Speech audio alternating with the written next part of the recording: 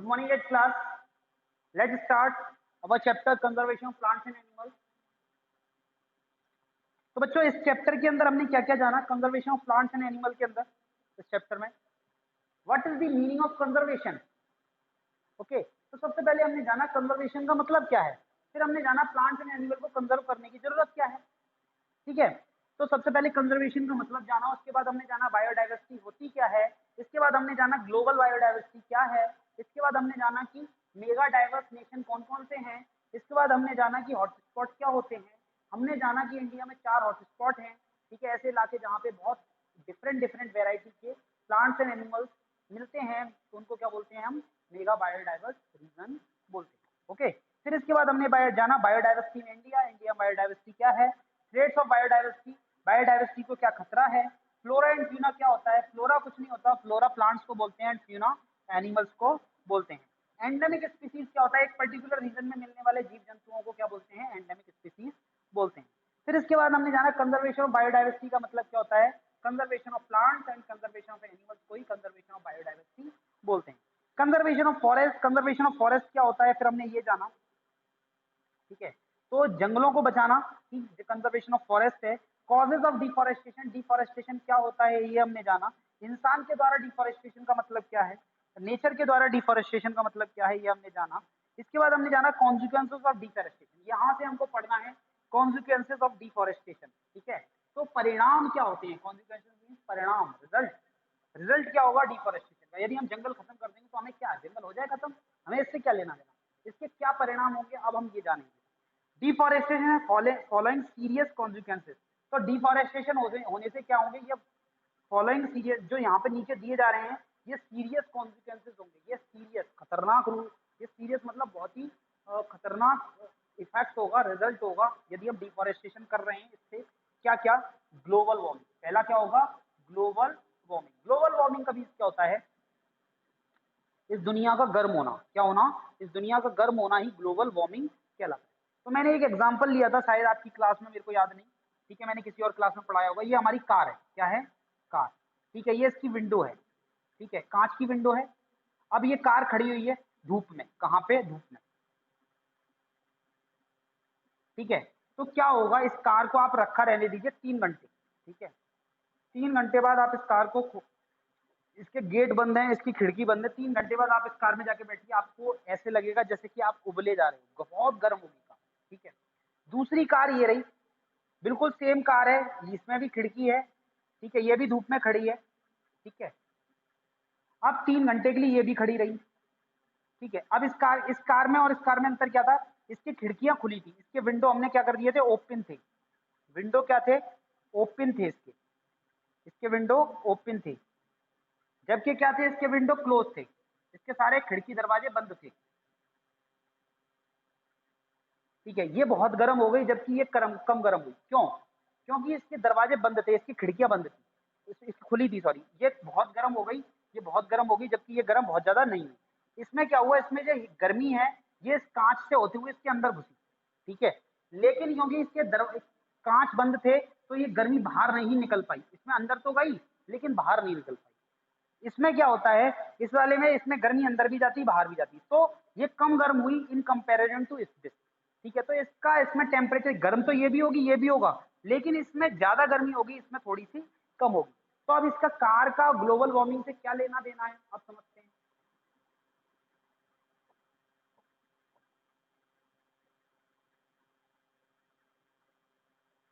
ये धरती है, ये अर्थ है। ठीक है, ये अर्थ है, इसके बाहर क्या है, इसके बाहर ये लेयर है एयर की, किसकी, एयर की, ये क्या है, ये एयर है। ठीक है, यदि हम डिफॉरेस्टेशन करेंगे, यदि हम डिफॉरेस्टेशन करेंगे, जंगल को घटाएंगे, जंगल को खत्म करेंगे, तो इस एयर में किसकी मात्रा बढ़ेगी, कार्बन डाइऑक्साइड की, किसकी मात्रा बढ़ेगी, कार्बन डाइऑक्साइड की। ये सन है। ठीक है, सन की गर्मी अंदर आएगी, यहाँ पे अंदर आएगी, यहाँ तक ये अंदर आएगी, ये गर्मी अंदर आएगी, लेकिन ये गर्मी बाहर नहीं जा पाएगी, बाहर नहीं जा पाएगी। तो इस धरती का टेम्परेचर क्या होगा, बढ़ेगा, गर्मी बढ़ेगी, इस पूरी दुनिया में क्या होगी, गर्मी बढ़ेगी। लेकिन पहले क्या था, ये जमीन, ये अर्थ थी, ये अर्थ है, सॉलिड है, ये एयर है, ये क्या है, एयर। इसमें कार्बन डाइऑक्साइड की मात्रा कम थी, यहाँ पे भी है, यहाँ पे भी है, बिल्कुल खत्म नहीं कर सकते। कार्बन डाइऑक्साइड की मात्रा बिल्कुल खत्म कर दोगे तो ये इतनी ठंडी हो जाएगी कि बर्फ ही बर्फ होगी हर जगह, हम जिंदा ही नहीं रह पाएंगे। ठीक है, तो यहाँ पे भी कार्बन डाइऑक्साइड है, यहाँ पे भी है, लेकिन बस कुछ परसेंटेज कार्बन डाइऑक्साइड का यहाँ पे कम है जबकि यहाँ पे ज्यादा है।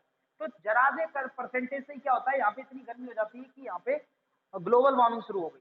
लेकिन यहाँ पे क्या होगा, यहाँ पे गर्मी आएगी लेकिन कुछ यहाँ पे गर्मी वापस से क्या निकल जाएगी, क्या होगी, निकल जाएगी। ठीक है, तो मैं यहाँ पे 3 एरो बना रहा हूँ, 3-4 बना रहा हूँ। आ तो 3-4 एरो रहे हैं लेकिन जा कितने रहे हैं, 2 एरो। यहाँ पे 3-4 एरो आ रहे हैं लेकिन जा कितने रहे हैं, 3-4 के 3-4 ही जा रहे हैं। यानी कि यहाँ पे गर्मी कम होगी और यहाँ पे गर्मी ज्यादा होगी। तो ये गर्मी कम है, यहाँ पे कम है, यहाँ पे ज्यादा है, इसी ये गर्मी जो बढ़ गई इसी को ग्लोबल वार्मिंग बोल रहे हैं। क्या बोल रहे हैं, ग्लोबल वार्मिंग। वही कार वाला हिसाब है, कार्बन डाइऑक्साइड की मात्रा बढ़ गई तो इस तरीके एक तरीके से समझ लो इसके कार के शीशे बंद हैं। यहाँ पे कार्बन डाइऑक्साइड की मात्रा कम है तो कार के शीशे खुले हुए हैं। तो गर्मी आएगी यहाँ पे भी, लेकिन यहाँ पे गर्मी जो होगी वो रुकेगी नहीं, चली जाएगी। यहाँ पे गर्मी आएगी, ये रुक जाएगी। ठीक है, नतीजा क्या होगा, ये गर्म ज्यादा हो जाएगी पृथ्वी इन कंपेरिजन टू दिस। ठीक है, तो क्या होगा, इसको ग्लोबल वार्मिंग बोलते हैं। तो ऐसा ही हुआ है, हमने डिफॉरेस्टेशन कर दिया तो जंगल खत्म हो गए, तो इससे क्या हुआ, कार्बन डाइऑक्साइड की मात्रा क्या होगी, बढ़ेगी। तुम जानते हो फोटोसिंथेसिस होती है पेड़ में और ऑक्सीजन जनरेट होता है, कार्बन डाइऑक्साइड यूज होता है। तो अब ये क्योंकि कार्बन डाइऑक्साइड तो अब भी है लेकिन अब पेड़ पौधे खत्म हो जाएंगे तो कार्बन डाइऑक्साइड बढ़ने लगेगा। बढ़ेगा तो क्या हो जाएगा, ये गर्मी आएगी तो सही लेकिन लौट नहीं पाएगी, कार्बन डाइऑक्साइड उसको रोक लेगा। इस वजह से पूरी दुनिया का टेम्परेचर बढ़ेगा जिसको ग्लोबल वार्मिंग बोलते हैं। ये वाली बात आ गई समझ में। ठीक है, चलिए आगे बढ़ते हैं।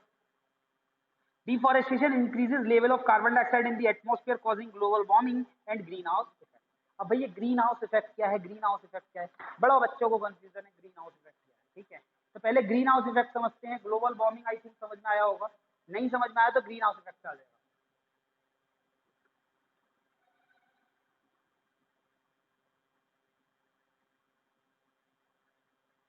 ग्रीन हाउस ये क्या है, ग्रीन हाउस क्या है, किताबों में इतनी बार बच्चों ने पढ़ा है लेकिन आज तक कभी समझ में नहीं आया। हरे कलर का कोई घर होता है उसको ग्रीन हाउस बोलते हैं, है क्या ये चक्कर। ठीक है, देखो आप जिस जगह रहते हो, आप रहते हो उत्तर प्रदेश में, इंडिया में, उत्तर प्रदेश में आगरा। ठीक है, इंडिया देश के अंदर उत्तर प्रदेश स्टेट में आगरा शहर के अंदर रहते हो आप लोग। ठीक है, यहाँ पे क्या है, गर्मी पड़ती है, बरसात होती है, धूप निकलती है। ठीक है, इसीलिए यहाँ पे पेड़ पौधे आसानी से उग जाते हैं, इसीलिए यहाँ पे पेड़ पौधे आसानी से उग जाते हैं। अब आप चले जाइए लद्दाख में, तो इंडिया में जम्मू कश्मीर में, अब तो जम्मू जम्मू कश्मीर नहीं रह गया है, लद्दाख यूनियन टेरिटरी हो गया है। तो आप लद्दाख यूनियन टेरिटरी में जाइए और वहां पे जाके आप, पूरा पहाड़ी इलाका है, बर्फ जमी रहती है पानी की। ठीक है, वहां पे आप जाके खेती करिए, वहां पे आप करके देखिए, पूरा पहाड़ी इलाका है, खेती नहीं हो पाएगी वहां पे, टमाटर नहीं उगा सकते वहां पे, खीरा नहीं उगा सकते वहां पे, तोरई नहीं हो सकती वहां पे, लौकी नहीं हो सकती वहां पे पूरा का पूरा पानी बर्फ जम जाता है, पूरा का पूरा पानी बर्फ जम जाता है, तो वहां पे खेती नहीं कर सकते। तो फिर क्या करें भाई, टमाटर लेने के लिए क्या आगरा आया करेंगे लोग, बोलो, बहुत महंगी पड़ जाएगी सब्जी उनको। तो क्या किया गया, तो क्या किया गया, एक घर बनाया, क्या बनाया, एक घर बनाया, ऐसे करके एक घर बनाया। किसका घर बनाया ये, कांच का, किसका बनाया, ग्लास का। इसके यहाँ पे क्या कर दिया, मिट्टी डाल दी गई। ठीक है, ये हमने कांच का घर बनाया है, किसका ये कांच का घर बना हुआ है, ग्लास का, पूरे कांच है, ये कांच है, ये कांच है, ये कांच है, ये कांच है। ठीक है, ये ग्लास का घर बनाया गया और इसके अंदर क्या किया, यहाँ पे मिट्टी डाल के सूरज की रोशनी इसके अंदर आ पाएगी। यहाँ पे भी क्या है, यहाँ पे भी हमने क्या किया, बिल्कुल यहाँ पे मिट्टी डाल दी, यहाँ पे भी सूरज की रोशनी आ रही है।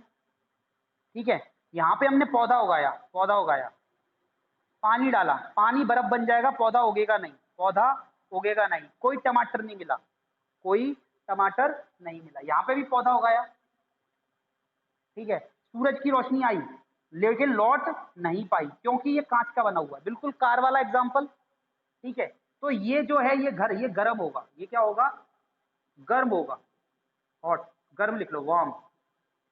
ये घर क्या होगा, गर्म होगा। ठीक है, गर्म होगा। यहाँ पे आप पानी लगाओगे, यहाँ पे पानी लगाओगे, ये बर्फ नहीं जमेगा, ये पानी क्या होगा, पेड़ की, पौधों की, इस पौधे की जड़ को मिलेगा और ये पेड़ के, ये पौधे क्या हो जाएंगे, बड़े हो जाएंगे और इसमें टमाटर उगाएंगे। तो इस घर को क्या बोलते हैं, ग्रीन हाउस बोलते हैं। क्या बोलते हैं, ग्रीन हाउस बोलते हैं। क्या बोलते हैं, ग्रीन हाउस। घर है, ये घर टाइप का है। ग्रीन क्यों? क्योंकि इसके अंदर ये हरी हरी सब्जी उगाई है, तो ग्रीन हाउस कहलाता है। क्या कहलाता है? Green house. और इसमें क्या होता है, इसमें गर्मी आती तो है लेकिन जा नहीं पाती, इसलिए कमरा जो होता है वो गर्म होता है, इसको ग्रीन हाउस बोलते हैं। ठीक है, इसको ग्रीन हाउस बोलते हैं। तो आपने देखा ये ग्रीन हाउस। अब ग्रीन हाउस इफेक्ट क्या होता है? Green house effect, green house समझ में आ गया क्या होता है? ठीक है, अब ग्रीन हाउस इफेक्ट समझते हैं, फिर ग्रीन हाउस गैसेस समझेंगे, फिर ग्रीन हाउस गैसेस समझेंगे। ग्रीन हाउस इफेक्ट क्या होता है भाई? ये पृथ्वी है, इसके चारों तरफ एयर है। इस एयर के अंदर, पहले ग्रीन हाउस इफेक्ट समझने से पहले समझेंगे green house gas. Green house gas, अब ये क्या होता है भाई? ये सूरज है, इसकी हीट आ रही है, ठीक है, इसकी हीट आ रही है। इस एयर के अंदर ऐसी गैसेस बढ़ जाए, इस एयर के अंदर ऐसी गैसेस बढ़ जाएं जो गर्मी को आने तो दे लेकिन जाने ना दें, ऐसी गैसेस को हम क्या बोलते हैं? ग्रीन हाउस गैसेस बोलते हैं। तो सबसे इंपॉर्टेंट ग्रीन हाउस गैस कौन सी है? सबसे ज्यादा पूछे जाने, सबसे ज्यादा जो हमारे अर्थ पे है वो है कार्बन डाइऑक्साइड। ठीक है, और भी ग्रीन हाउस गैसेस होती है जैसे कि मिथेन। ठीक है, इसके अलावा और भी गैसेस होती हैं जैसे कि वाटर वेपर। ठीक है सर, पानी भी होती है, हाँ पानी भी होता है। पानी जब भाप बन के जाता है तो वो ग्रीन हाउस इफेक्ट को क्रिएट करता है। ठीक है, तो समझ में आया ऐसी गैसेस। अब इन सबको भूल जाओ, आप केवल इस पे फोकस करो। ठीक है, क्योंकि ये बहुत ही कम होती है, सबसे ज्यादा यही होती है। तो कार्बन डाइऑक्साइड की अगर मात्रा एयर में बढ़ेगी, कार्बन डाइऑक्साइड की मात्रा यदि एयर में बढ़ेगी तो गर्मी धरती तक आएगी तो सही, लौट के नहीं जाएगी। तो ये बिल्कुल वही घर वाला हो गया काम, बिल्कुल घर की तरह हो गया, कांच का घर बना दिया। कार्बन डाइऑक्साइड एक तरीके से कांच का काम कर रहा है, कांच का। तो ये पूरी अर्थ क्या है? एक घर का काम कर रही है। इसीलिए इसको क्या बोलते हैं? ग्रीन हाउस इफेक्ट बोलते हैं। क्या बोलते हैं? Green house effect. तो सबसे पहले मैंने समझाया ग्रीन हाउस क्या होता है। ठंडे इलाकों में एक कांच का घर बना लेते हैं जिसमें खेती करते हैं, उसको ग्रीन हाउस बोलते हैं।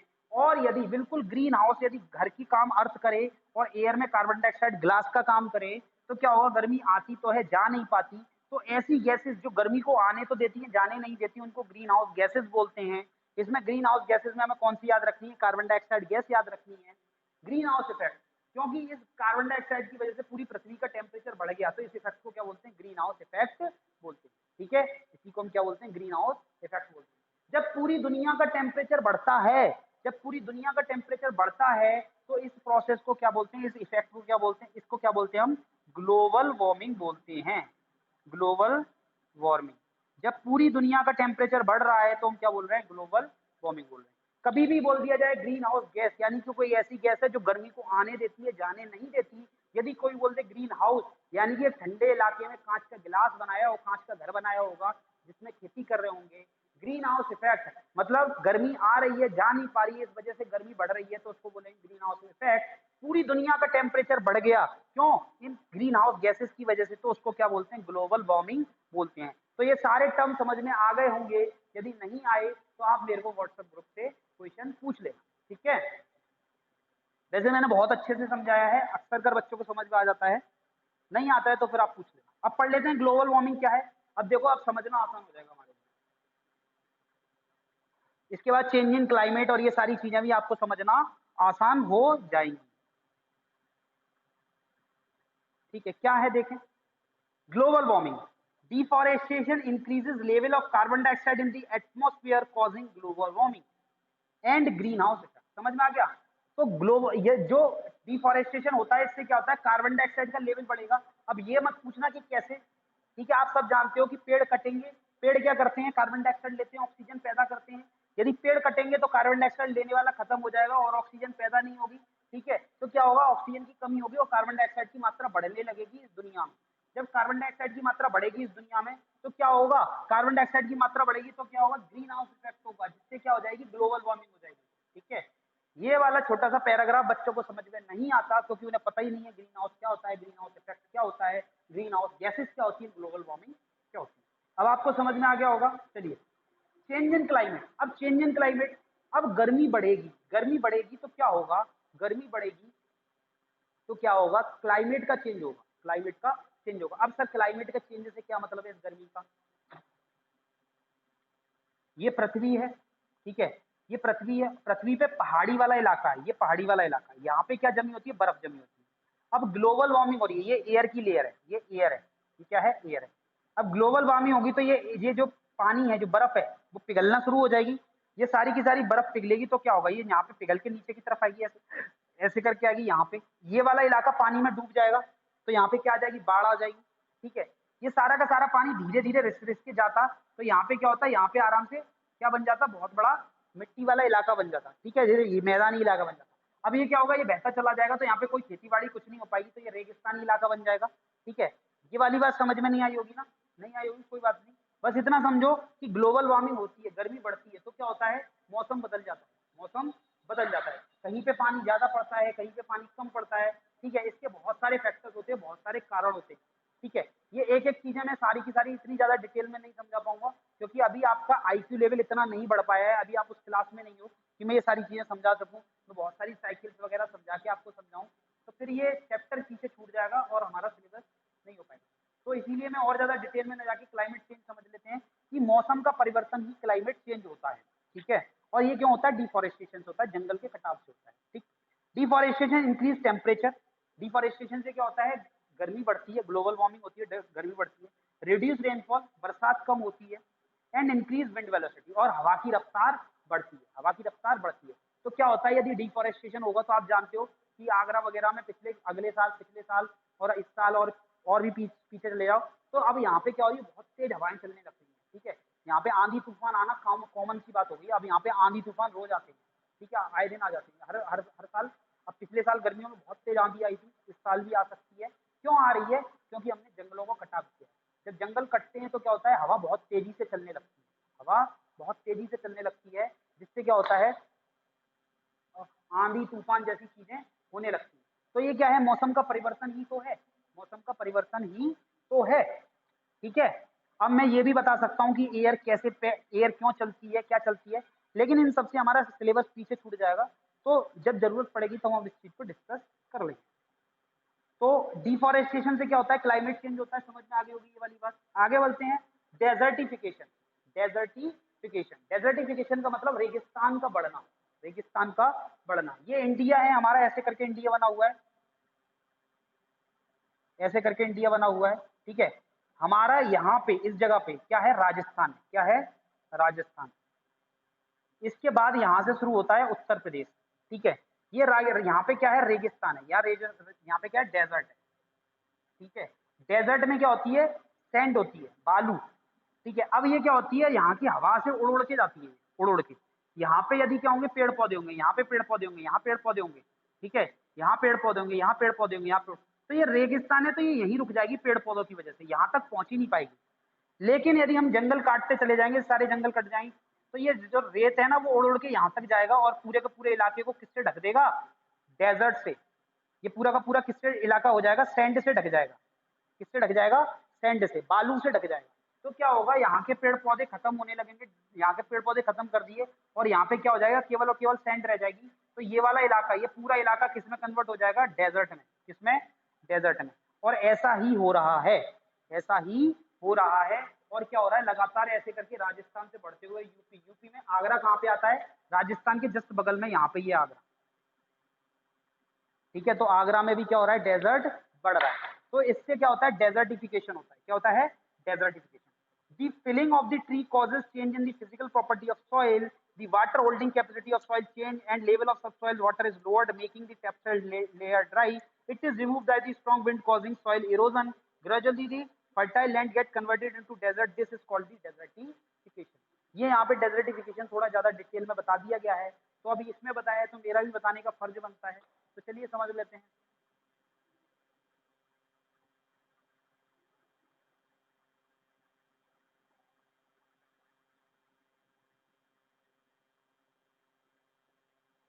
देखें, the felling of the tree causes change in the physical property of soil. आप यहाँ पे जंगल थे, क्या था यहाँ पे, ये जमीन है, यहाँ पे जंगल थे।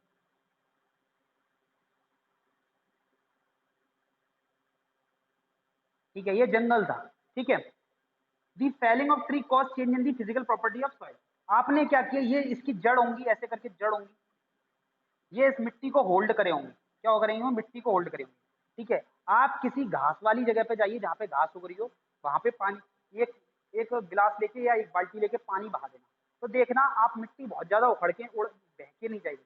लेकिन आप ऐसी जगह पे पानी बहा, एक बाल्टी पानी डालना जहाँ पे क्या है, जहाँ पे घास नहीं है, तो आप देखोगे मिट्टी बहुत तेजी से पानी में घुल के क्या होगी, दूर जाने लगेगी। क्या जाने लगेगी, पानी के साथ बह के जाने लगेगी। यदि यहाँ पे पानी पड़ता है, यहाँ पे पानी पड़ता है, तो ये मिट्टी जो है वो यहीं रुकेगी, यहीं, यहाँ से कहीं उड़ के नहीं जाएगी। मैं तुमने पहले भी बता चुका हूँ 7th क्लास में सॉरी, ये जो ऊपर वाली लेयर होती है, ये से क्या बोलते हैं, टॉप सॉइल बोलते हैं। क्या बोलते हैं, टॉप सॉइल। ये उपजाऊ मिट्टी होती है, इसके नीचे वाली मिट्टी उपजाऊ नहीं होती, यहाँ पे खेती नहीं हो सकती अच्छे से, इसी पे खेती हो सकती है ऊपर वाली मिट्टी पे। ठीक है, अब क्या है, यदि हम पेड़ पौधे काट देंगे, अब ये पेड़ पौधे कट गए, ठीक है, तो इनकी जड़ भी खत्म हो जाएंगी। ठीक है, इनकी जड़ भी खत्म हो जाएंगी।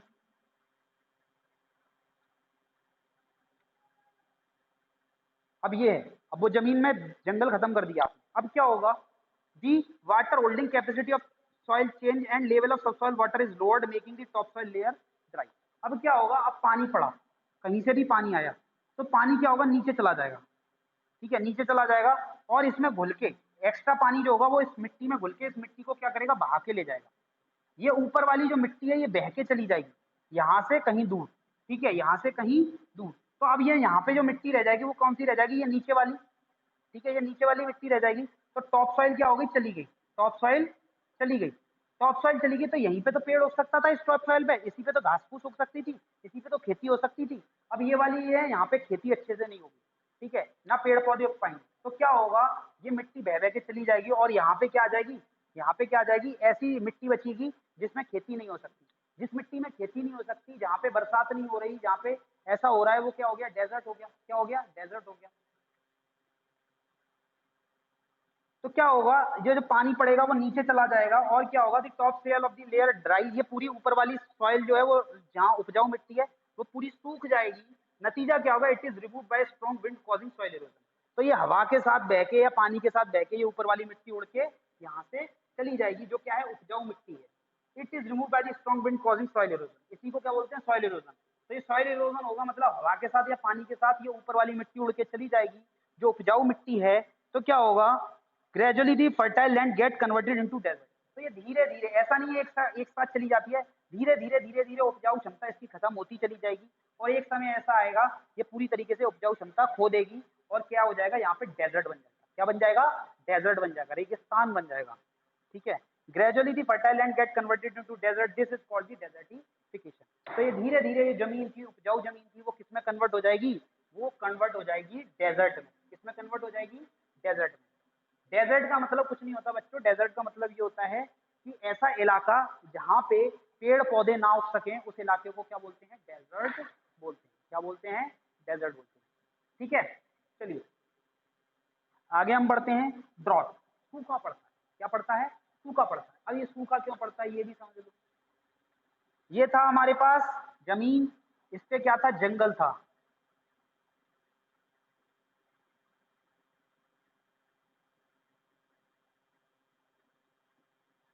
ठीक है, ये बहुत सारी घास उग रही है, ये पेड़ है, ट्रीज वगैरह है। ठीक है, ठीक है, ये पेड़ है ऐसे करके। ठीक है, ये है। अब देखिए क्या होगा, क्या होगा, ये जो मिट्टी है, ये मिट्टी जो है, इस पे पहली तो जड़ होंगी, ये ऐसे ऐसे करके। ठीक है, इस मिट्टी पे बरसात होगी, तो क्या होगा, ये बरसात का पानी जो है वो यहाँ पे रुका रहता है, यहाँ पे ऐसे करके, यहाँ पे पानी रुका जाता है, मिट्टी के अंदर होता है। ठीक है, इसके साथ साथ जब भी ये मिट्टी के नीचे जड़ जो होती है, ये मिट्टी के पानी को लेती है, और ये पानी क्या होता है, भाप बन के उड़ता है। ठीक है, भाप बन के, और क्या बना लेते हैं, क्लाउड बना लेते हैं। क्या बना लेते हैं, क्लाउड। और ये पानी वापस से बरसता है, फिर ये नीचे आ जाता है। ठीक है, इस तरीके से यहाँ पे क्या होती है, बरसात होती रहती है। जब हम जंगल खत्म कर देंगे तो क्या हो जाएगा, ये जंगल खत्म हो गया, ये मिट्टी में नीचे जो पानी था वो नीचे और नीचे चला जाएगा। कहाँ चला जाएगा, नीचे। ठीक है, अब यहाँ से पानी उड़ के ऊपर तो जाएगा नहीं, तो यहाँ पे क्लाउड नहीं बनेंगे, तो बरसात क्या होगी, कम होने लगेगी, बरसात कम होने लगेगी। क्या होने लगेगी, बरसात कम होने लगेगी। तो इससे क्या होता है, ड्रॉट पड़ जाएगा, सूखा पड़ जाएगा। क्या पड़ जाएगा, कई कई सालों तक बरसात ही नहीं होगी, तो क्या पड़ जाएगा, सूखा पड़ जाएगा। ठीक है, तो डिफॉरेस्टेशन से हो रहा है, ये भी क्या हो रहा है, deforestation. Disturbed water cycle, reduced rains and lowering of water table due to the removal of trees causing frequent drought। ठीक है, यदि पेड़ पौधे काट दोगे तो क्या हो जाएगा, इससे बरसात कम होने लगेगी। वाटर टेबल, ये वाटर टेबल है जो नीचे चला जाएगा, ये मैंने बोला वाटर टेबल नीचे चला जाएगा। ठीक है, बरस पानी ये जो यहाँ पे पानी भरा हुआ था, ये पानी कहाँ चला जाएगा, नीचे चला जाएगा, और पानी क्या हो जाएगा, कम भी हो जाएगा, कम भी हो जाएगा। तो पानी की कमी होने लगेगी इस इलाके में, तो क्या पड़ेगा, सूखा पड़ जाएगा, ड्रॉट हो जाएगा। Disturbed water cycle reduce rains and lowering of the water table due to the removal of tree causes frequent drought. तो इससे क्या होगा, फ्रीक्वेंट ड्रॉट होगा। कई कई साल में एक साल 2 साल बाद लगातार बार बार क्या होता रहेगा, बरसात की कमी हो जाएगी, जिस वजह से क्या हो जाएगा, यहाँ पे सूखा पड़ने लगेगा। ठीक है, तो आगे हम बढ़ते हैं। Soil erosion and flood. Soil erosion and flood क्या होता है, मिट्टी का, सॉइल इरोजन मतलब मिट्टी का बह जाना, एक जगह से सॉफ्ट सॉइल पे चला जाना पानी के साथ, हवा के साथ, उसको क्या बोलते हैं, सॉइल इरोजन। ठीक है, सॉफ्ट सॉइल चली जाती है, उसको हम क्या बोलते हैं, सॉइल इरोजन बोलते हैं। एंड फ्लड, फ्लड मतलब बाढ़। फ्लड का मतलब क्या होता है, बाढ़। पानी आया, बहुत ज्यादा पानी आया, तो उसको क्या बोलते हैं, पानी पानी बहुत ज्यादा पानी आ जाता है, उसको फ्लड बोलते हैं, बाढ़ बोलते हैं। ठीक है, पानी में चीजें डूब जाती हैं, तो उसको क्या बोलते हैं, बाढ़ बोलते हैं।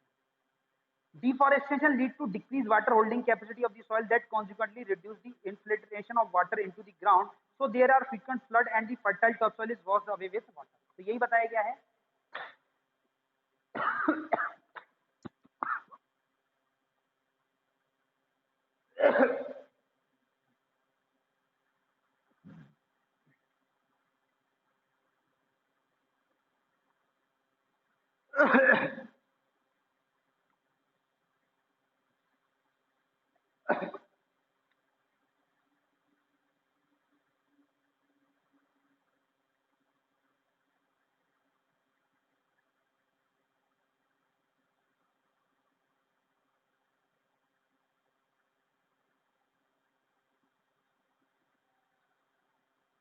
देखें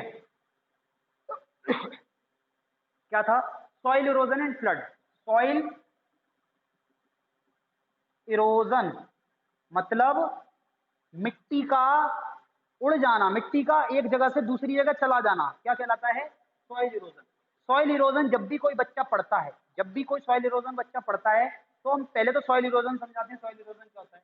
तो मिट्टी का एक जगह से उड़ के दूसरी जगह चले जाना, उसको क्या बोलते हैं, सॉइल इरोजन बोलते हैं। तो बच्चे के दिमाग में सीधा यही क्वेश्चन आता है कि सर यहाँ पे ये मिट्टी थी, ठीक है, यहाँ से ये उड़ के कहाँ चली गई, यहाँ चली गई, ठीक है, यहाँ चली गई, तो फिर तो यहाँ की जो मिट्टी थी वो उड़ के यहाँ चली गई, तो मिट्टी यहाँ आ गई, ये फर्टाइल लैंड थी यहाँ पे, अब यहाँ फर्टाइल लैंड हो गई। पहले ये उपजाऊ जमीन थी, अब ये उपजाऊ जमीन हो गई, तो इससे क्या फर्क पड़ गया, ये यहाँ पे आ गई। ठीक है, तो बच्चे ये वाली जमीन तो ये वाली जमीन तो क्या हो गई, ये वाली जमीन तो डेजर्ट हो गई। ठीक है, अब ये मिट्टी उड़ उड़ के लास्ट में कहाँ पहुंच जाएगी, समुद्र में पहुंच जाएगी। कहाँ पहुंच जाएगी, सी में। कहाँ पहुंच जाएगी, सी में पहुंच जाएगी। अब सी में तुम समुद्र में कौन सी खेती करने वाले हो, कहाँ खेती कर रहे हो, समुद्र में। समुद्र में खारे पानी में खेती हो जाएगी क्या, पानी में खेती होती है क्या, नहीं होती।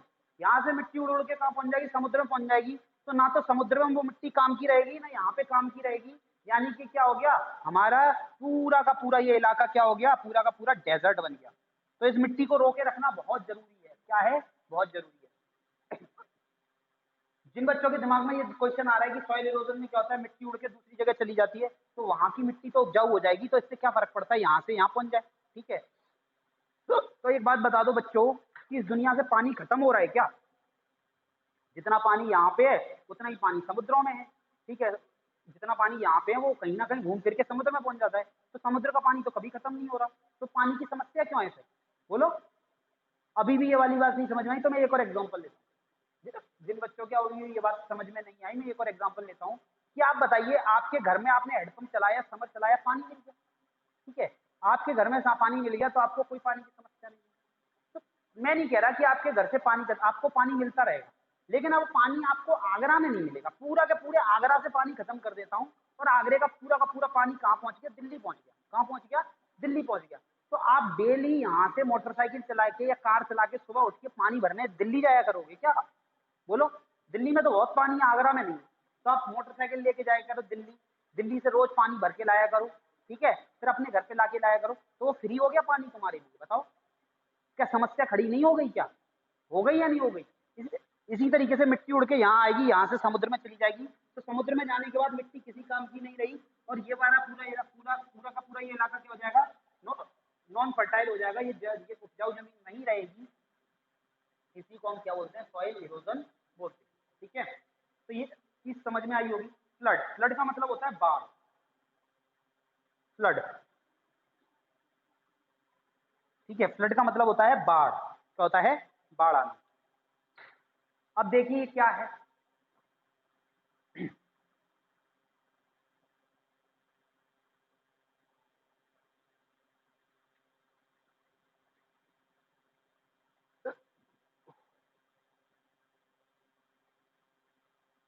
deforestation lead to decreased water holding capacity of the soil that consequently reduce infiltration of water into the ground. So there are frequent flood and fertile topsoil land was away with water. देखिए ये जमीन थी, यहाँ पे जंगल थे, तो क्या हुआ था, इनकी जो जड़ थी, इनकी जो जड़ थी पेड़ों की, उनने इस मिट्टी को पकड़ा हुआ था। बरसात होती थी, बरसात होती थी, पानी आता था, तो पानी जो था वो यहीं पे अटका रह जाता था, थोड़ा बहुत पानी नीचे चला जाता था, पानी यहीं अटका रह जाता था। ठीक है, इसके साथ साथ ये पानी जो है वो बह के आगे नहीं जाता था, वो पानी को नीचे चला जाता था। क्यों? क्योंकि पेड़ पौधे जो थे वो पानी को नीचे ले जाते थे, इसकी जड़ों की वजह से। किसकी वजह से? जड़ों की वजह से। अब हुआ क्या, अब हुआ क्या, ये जमीन थी हमारे पास, जंगल खत्म हो चुके, बरसात हुई, बरसात हुई, तो पानी सीधा मिट्टी को अपने साथ घोल के, ये पानी मिट्टी को अपने साथ घोल के क्या ले जाएगा, आगे ले जाएगा। क्या ले जाएगा? आगे ले जाएगा। तो क्या होगा, ये मिट्टी बह बह के जाएगी, तो इससे क्या हो गया, सॉइल इरोजन हो गया। क्या हो गया? सॉइल इरोजन हो गया। ठीक है, पहले यदि बरसात होती थी, पहले बरसात होती तो जंगल की वजह से क्या होता था, वो पानी जो है वो धीरे धीरे करके धरती पे गिरता था, पेड़ की पत्तियों में फंस जाता था, इस तरीके से धीरे धीरे रिस रिस के गिरता था, और पानी कहाँ जाता था, मिट्टी के नीचे जाता था। कहाँ जाता था? मिट्टी के नीचे जाता था। अब ये पानी एकदम झटके से गिरेगा यहाँ पे, क्योंकि यहाँ पे पेड़ पौधे नहीं है, और ये पानी सीधा इकट्ठा होकर यहाँ पे एकदम बहुत ज्यादा पानी बढ़ जाएगा, एकदम पानी का लेवल बहुत बढ़ जाएगा। तो ये क्या हो गया, फ्लड आ गया। क्या आ गया? फ्लड आ गया। ठीक है, आ गई ये वाली बात समझ में? पता है मेरे को नहीं आई होगी ठीक से, मैं इसका एक एग्जांपल लेके समझा देता हूँ। आपको क्या करना है, आप दो जगह चले जाइए, आप एक मग्गा पानी भर लीजिए, एक मग्गा पानी भर लेने के बाद आप जहाँ पे घास है वहां पे डाल के देखो, और जहाँ पे घास नहीं है वहां पे डाल के देखो। तो जहाँ घास वाला इलाका होगा, जो घास वाला इलाका होगा वहां पे देखना पानी क्या होगा, पानी ज्यादा दूर तक नहीं फैलेगा, वो नीचे बैठ जाएगा। लेकिन जिस जगह पे जहाँ पे घास नहीं है वहां पे आप पानी डालोगे तो क्या होगा, मिट्टी में वो घुल के मिट्टी बह के चली जाएगी, मिट्टी बह के चली जाएगी। समझ में आ गया? तो इस तरीके से सॉइल इरोजन एंड फ्लड आता है। और चलिए, ये वाला टॉपिक अब यहीं तक हम कंप्लीट करते हैं, आगे हम इस चैप्टर को कंटिन्यू करेंगे कल। थोड़ा सा चैप्टर कठिन हो सकता है आप लोगों के लिए, इसीलिए मेरे को इतना ज़्यादा समझाना पड़ रहा है, वरना मेरे लिए ये चैप्टर बहुत सिंपल है, मैं बड़ी बहुत जल्दी से पढ़ के खत्म कर सकता हूँ। चैप्टर आपके हिसाब से बड़ा है, बहुत सारे टर्म इस्तेमाल हो रहे हैं। ड्रॉट, ड्रॉट मतलब सूखा होता है, सॉइल इरोजन क्या होता है, डेजर्टिफिकेशन क्या होता है, ग्लोबल वार्मिंग क्या होती है, ग्रीन हाउस गैसेस क्या होती है। ठीक है, और ठीक है, और ये ग्रीन हाउस क्या होता है, तो ये सारे टर्म, ग्रीन हाउस गैसेस क्या होती हैं, ये सारी चीजें जितनी जल्दी सीख लोगे उतना ज्यादा फ्यूचर में पढ़ने में आसानी होगी। ठीक है, आप 8th क्लास में नहीं सीखोगे, 9th क्लास में ये चीज रिपीट होगी तो समझ में नहीं आएगा, हमें 8th क्लास का पढ़ना पड़ेगा। फिर 9th में नहीं सीखोगे तो 10th क्लास में आपको 9th क्लास का आना चाहिए। तो इस वजह से बच्चा पढ़ नहीं पाता है, अब वो सोचता है कि मैं 8th का पढ़ूँ या 7th का पढ़ूँ। तो मैं कोशिश करता हूँ कि यदि 8th के बच्चे ने 7th क्लास 6th क्लास ठीक से नहीं भी पढ़ी हो, तो भी वो पुरानी वाली चीजों को इस चक्कर में फंस के अपना 8th क्लास में भूल जाए। इसीलिए जो टर्म मेरे को लगता है समझाने चाहिए वो मैं समझा देता हूँ। फॉर एग्जाम्पल यहाँ पे ग्रीन हाउस क्या होता है, ग्रीन हाउस इफेक्ट क्या होता है, ये सारी चीजें आपको नहीं पता होंगी, तो मैंने यहाँ पे समझाया। ठीक है, इस वजह से मेरे को पढ़ाने में काफी टाइम लग जाता है, एक एक चैप्टर कंप्लीट कराने में काफी टाइम लग जाता है। आप जानते हो मैं कितना ज्यादा डिटेल में पढ़ा देता हूँ। ठीक है, आपके लेवल को जितना चाहिए उससे कहीं ज्यादा बता देता हूँ। ठीक है, यदि फिर भी कोई प्रॉब्लम है तो आप मेरे को अपनी क्वेरी भेज देना, मैं उसका आंसर दूंगा। ठीक है, बस रेगुलरली पढ़ते रहिए, कोई बच्चा ऐसा मत करिए वीडियो आ रही है आप तो चाहे यूट्यूब से जब मर्जी आए तब पढ़ लेंगे। डेली के डेली पढ़ोगे तो ही समझ में आएगा, एक दिन में बैठ के आप पढ़ने की कोशिश करोगे तो कुछ समझ में नहीं आएगा। तो चलिए आज की क्लास का यही एंड करते हैं, बाय बाय।